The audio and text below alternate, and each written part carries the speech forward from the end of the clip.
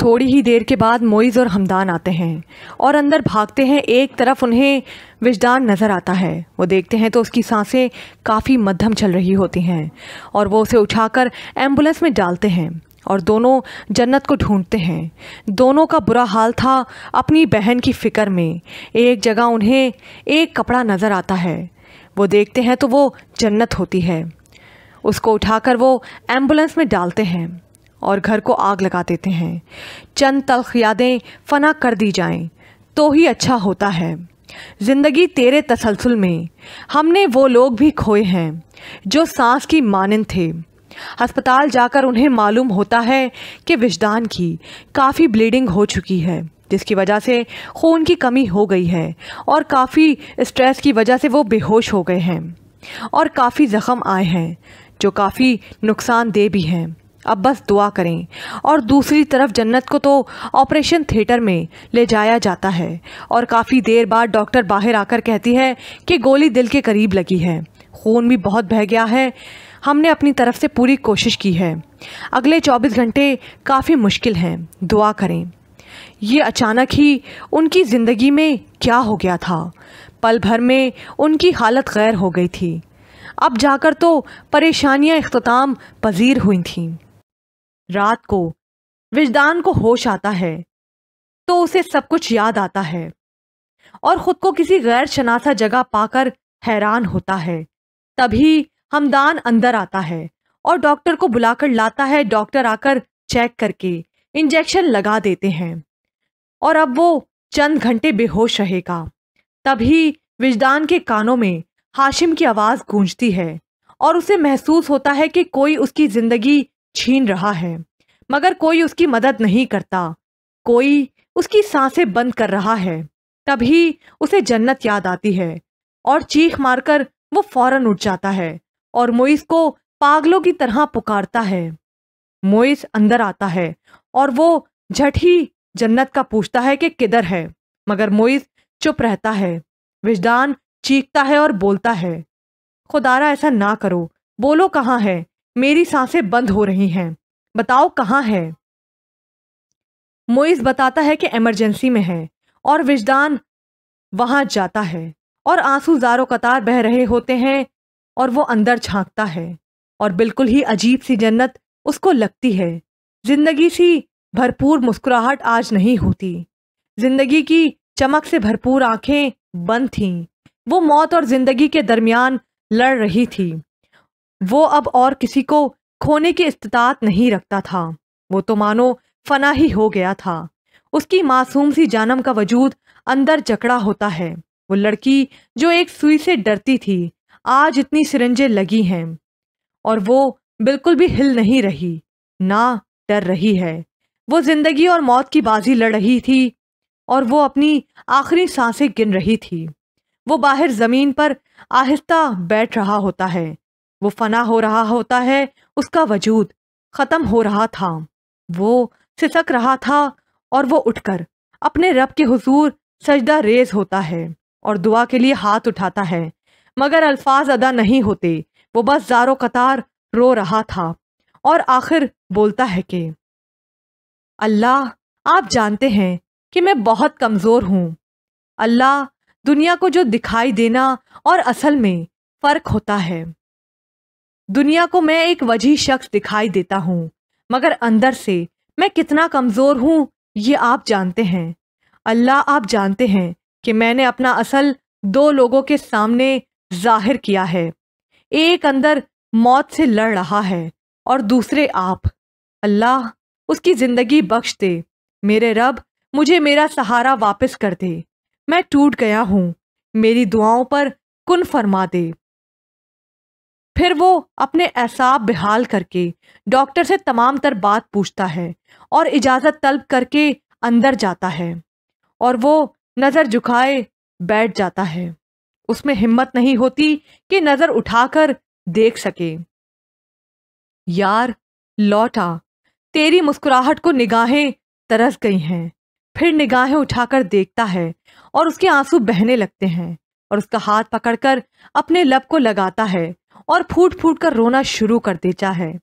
अचानक थोड़ी देर गुजरने के बाद उसको यूं महसूस होता है कि वक्त थम गया हो और वो कभी हिल नहीं पाएगा।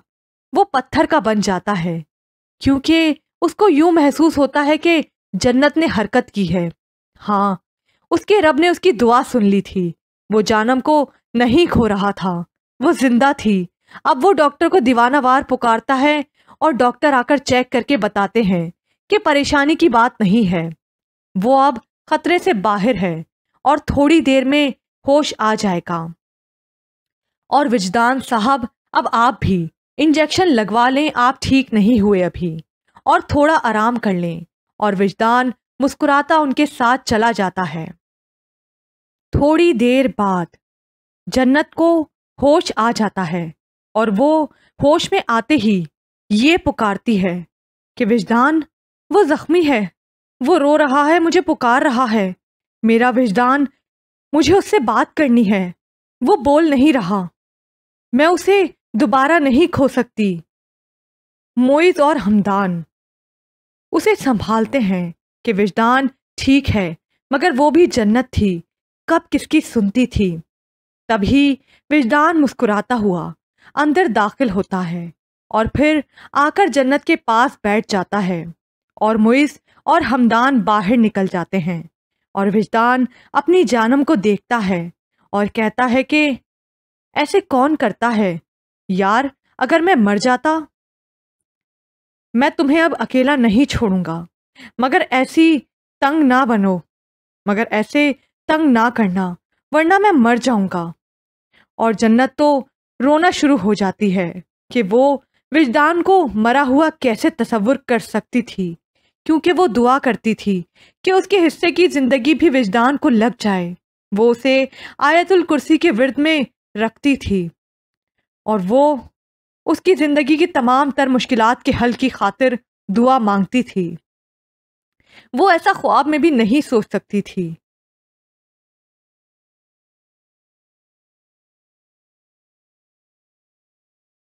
ऐसे कौन करता है यार, अगर मैं आज मर जाता, मैं तुम्हें अब अकेला नहीं छोड़ूंगा, मगर ऐसे तंग ना करना, वरना मैं मर जाऊंगा। और जन्नत तो रोना शुरू हो जाती है कि वो विजदान को मरा हुआ कैसे तसव्वुर कर सकती थी, क्योंकि वो दुआ करती थी कि उसके हिस्से की जिंदगी भी विजदान को लग जाए। वो उसे आयतुल कुर्सी के विर्द में रखती थी। वो उसकी जिंदगी की तमाम तर मुश्किलात के हल की खातिर दुआ मांगती थी। वो ऐसा ख्वाब में भी नहीं सोच सकती थी। हमें मौत से मोहब्बत है। दरअसल जीने का शौक मोहब्बत करने वालों को होता है। वो उसे रुलाना नहीं चाहता था, बस जरा सी नाराजगी दिखाना चाहता था कि अगर आज वो उसे खो देता तो मगर उसके बरक्स वो रोना शुरू कर देती है। हाय, आदाब मोहब्बत के तकाजे, लब हिले और शिकायत ने दम तोड़ा। अब वो बेचारा उसे चुप करवाने के जतन करता है, मगर वो और रोना शुरू कर देती है। उसकी सांसें अटकती हैं क्योंकि काफी ज्यादा रोने की वजह से सांस लेने में दुश्वारी आ रही होती है।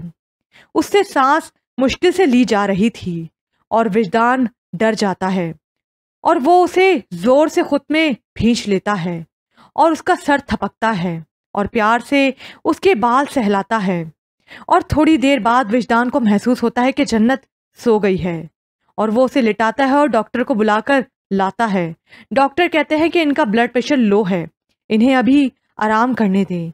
हमने इंजेक्शन लगा दिया है। और कुछ देर देखने के बाद वो उसका हाथ पकड़कर बड़े ही पुरकैफ लहजे में कहता है, मेरी जिंदगी, मेरी मोहब्बत, मेरी दुआओं का सिला, मेरी जिंदगी का हसूल, मेरी आखिरी ख्वाहिश, मेरी ताकत, मेरी जानम, मेरी मिसेस।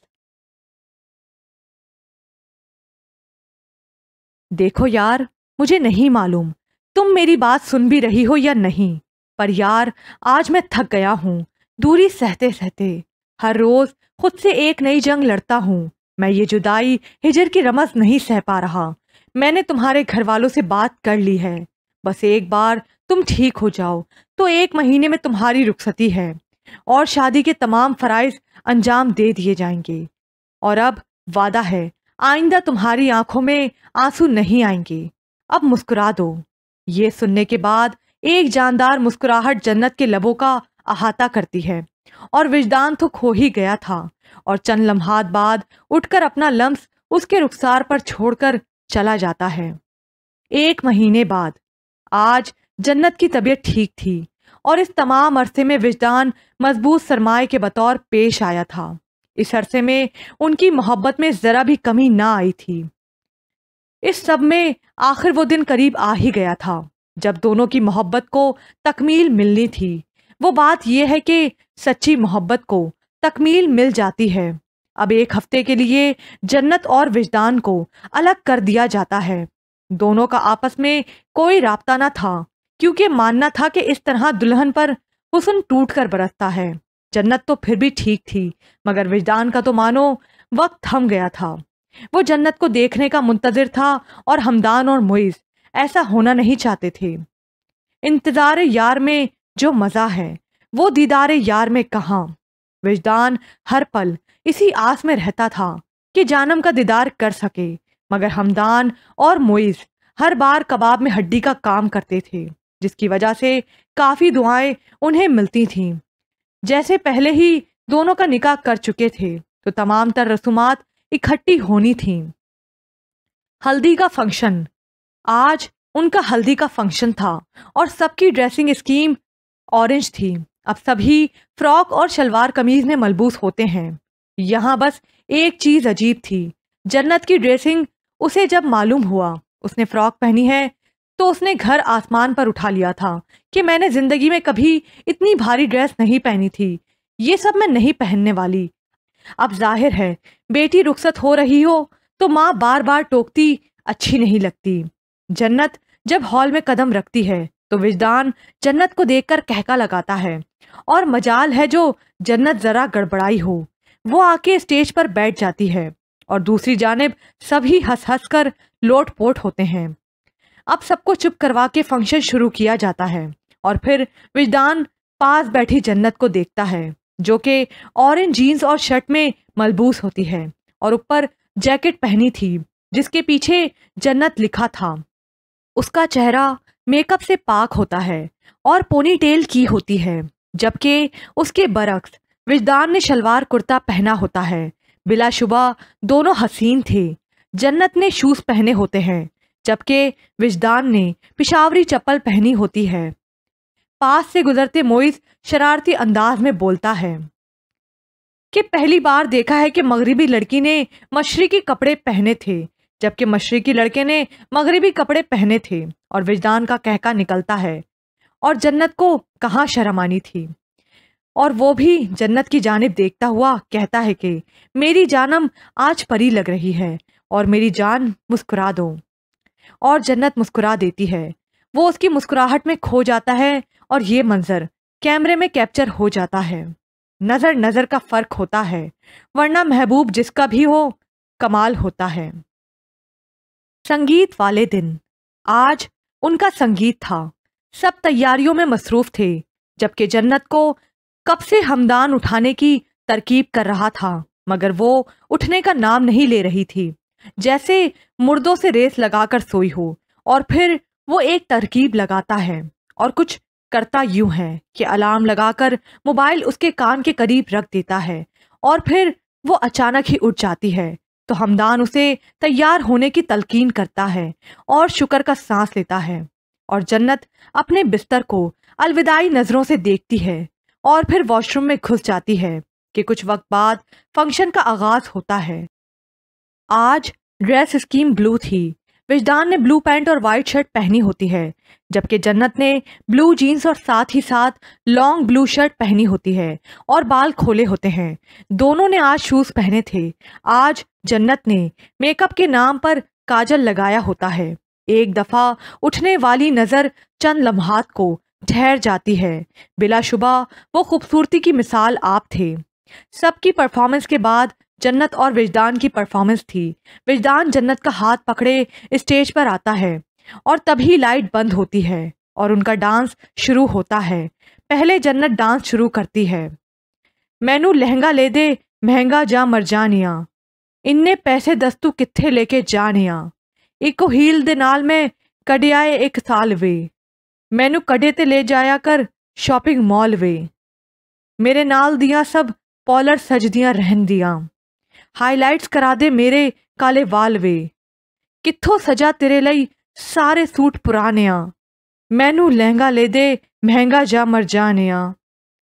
गाना बदलता है और इसी अफ्ताद में विजदान बोलता है कि हुक्म करो, बस मेरी जान पूरी दुकान खरीद दूं। और जन्नत मुस्कुरा देती है। नीक तेरा हंसना होए, दिल विच वसना होए, नीक तेरा कंगना होए, सानू तू जज गईयां, मम्मी नू दसना होए। नीक तेरा तकना होए, नीक तेरा हंसना होए, दिल विच वसना होए। अब बारी होती है कपल डांस की, जिसकी बिना पर गाने मैशअप की सूरत में होते हैं। तेरे संग यारा, खुश रंग बहारा, तू रात दीवानी, मैं जर्द सितारा। मैंने छोड़ी इश्क की गली, बस तेरी आहटें मिली। मैंने सोचा चाहूं ना तुझे, पर मेरी एक ना चली। इश्क में निगाहों को मिलती हैं बारिशें, फिर भी क्यों कर रहा तेरी ही ख्वाहिशें। दिल दियां गल्लां करांगे नाल नाल बैके, अख नाल अख नू मिला के। दिल दियां गल्लां जिसे जिंदगी ढूंढ रही है, क्या ये वो मकाम मेरा है। यहाँ चैन से बस रुक जाऊं, क्यों दिल ये मुझे कहता है। जज्बात नए से मिले हैं, जाने असर क्या हुआ है। मिले हो तुम हमको बड़े नसीबों से, चुराया है मैंने किस्मत की लकीरों से। धीरे धीरे से तेरा हुआ, रफ्ता रफ्ता तेरा हुआ। हाँ हम संवरने लगे, गिरने संभलने लगे।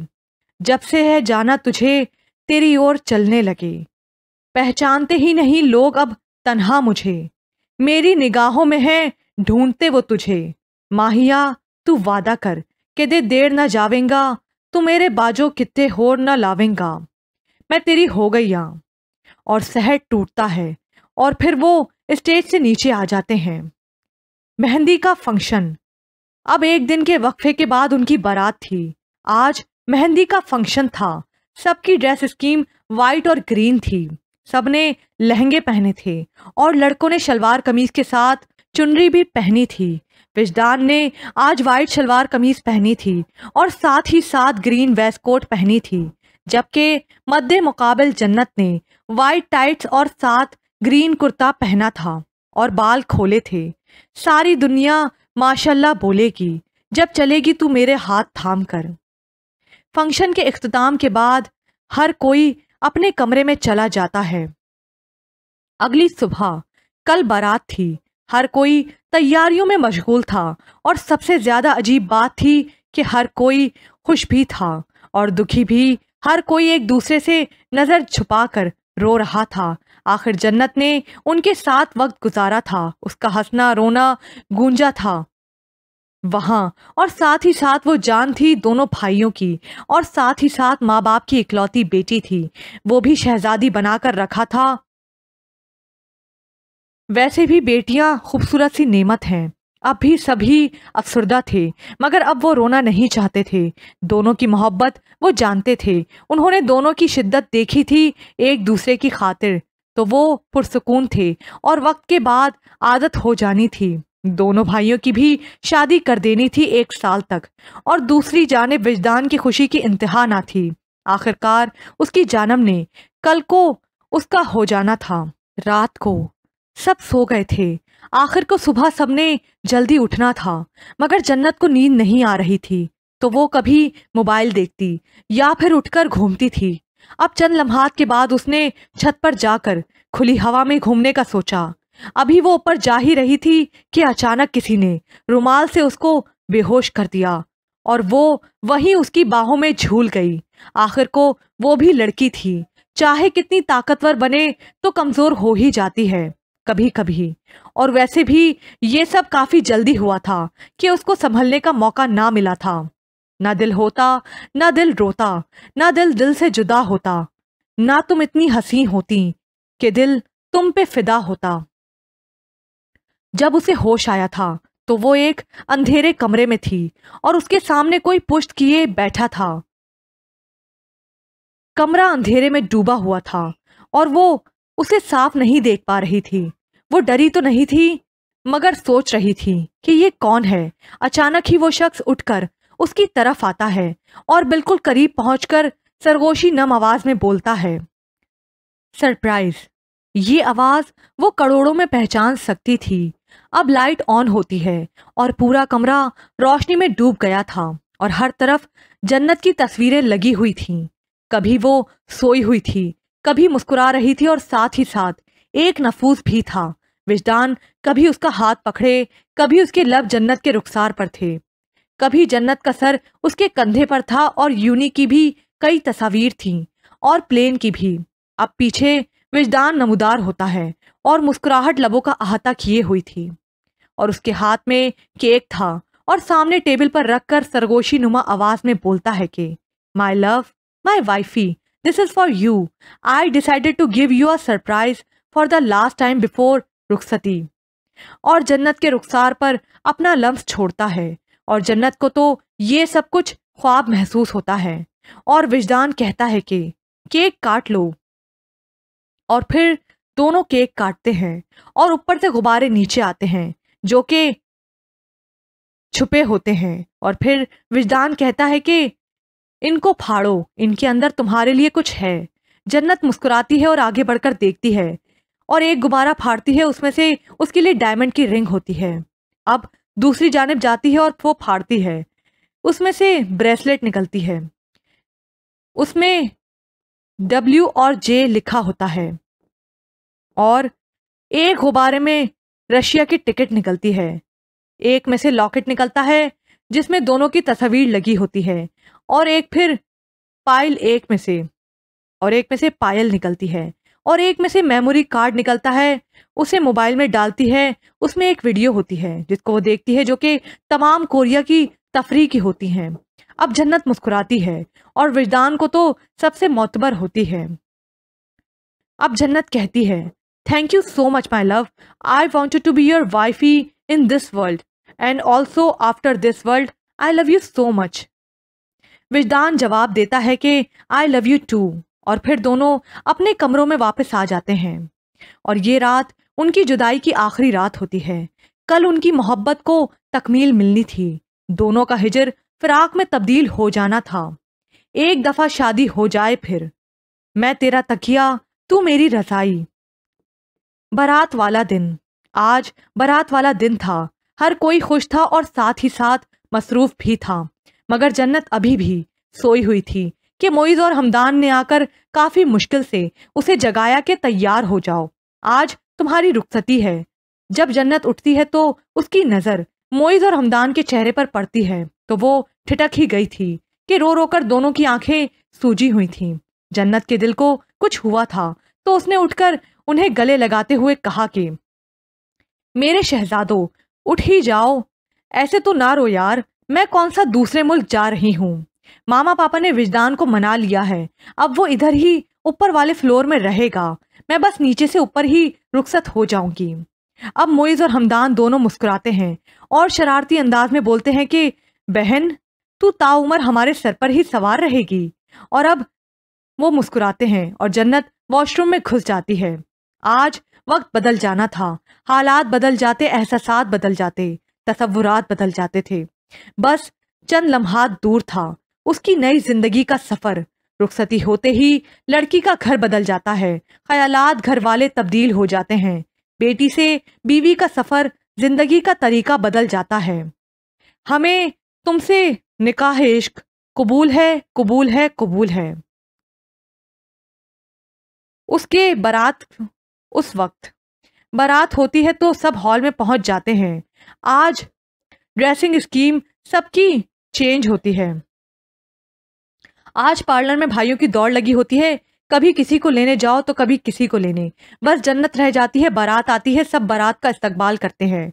तुम आओगे तो करेंगे फूलों की बरसात, बाहर के मौसम से राब्ता हुआ है।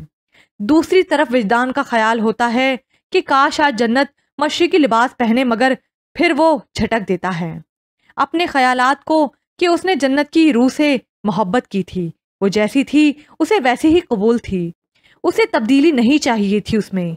मुझे वो अपनी मासूम सी बिगड़ी हुई मेरी टक्कर की, मेरी शेरनी पसंद है, जो मेरे लिए किसी को भी मार सकती थी, वो दुनिया चीर सकती थी। मुझे मेरी प्यारी और बिल्कुल मासूम सी जानम ही पसंद है।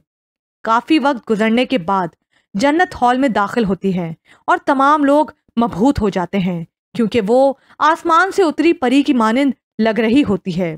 उसने पीच और वाइट लहंगा पहना होता है और बिल्कुल नफीस सा मेकअप किया होता है और जूड़ा किया होता है जिस पर निफासत से दुपट्टा सेट था।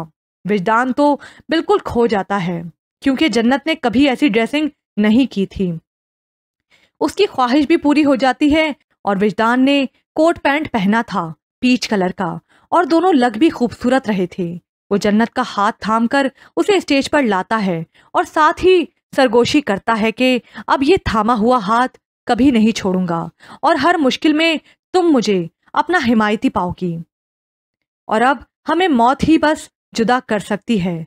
और जन्नत तो हमेशा ही विजदान के इजहार पर फिदा हो जाती थी, मगर आज उसे ये इजहार मुख्तलिफ लगा था। उसकी आवाज में मान था जिसने जन्नत की मोहब्बत का गुरूर मजीद कर दिया था। तमाम तर रसूमात जो कि जन्नत के माँ बाप ने विजदान के माँ बाप बनकर की थी, एक खूबसूरत शाम इख्तिताम पजीर हुई थी और अब जन्नत कमरे में बैठी होती है कि विजदान अपनी जेब मोइज और हमदान के सामने खाली करके आता है और अंदर दाखिल होता है। जन्नत अंदर बैठी होती है कि विजदान आता है और जन्नत के करीब जाकर बैठ जाता है और उसका घूंघट उठाकर कहता है कि ये मेरी जानम की मुंह दिखाई है और डब्बी खोलकर पायल उसे पहनाता है और फिर जन्नत को कहता है कि आज मेरी जानम मेरी हो गई। आज से वादा है मेरा, कभी भी तुम्हें रोने ना दूंगा। बस अब तुम पे मेरा हक है। और जन्नत मुस्कुराती है और बेड से उतरकर घुटनों के बल बैठ जाती है और विजदान हड़बड़ाकर उठ जाता है और जन्नत बामुश्किल अपना कहका रोकती है और विजदान का हाथ पकड़कर मोहब्बत की मोहर जब्त करती है और बस उसी लम्हे में वो खो जाता है। फिर जन्नत बोलती है, मेरे मिजाजी खुदा, आज से मेरी सारी जिंदगी तुम्हारे नाम है। मेरी ख्वाहिश यही है कि तुम हमेशा ऐसे ही रहो। तुम मेरे हो, तुम पे मेरा हक है। और विजदान जानदार मुस्कुराहट से उसकी जानिब देखता है और जन्नत कहती है, दिस इज फॉर यू।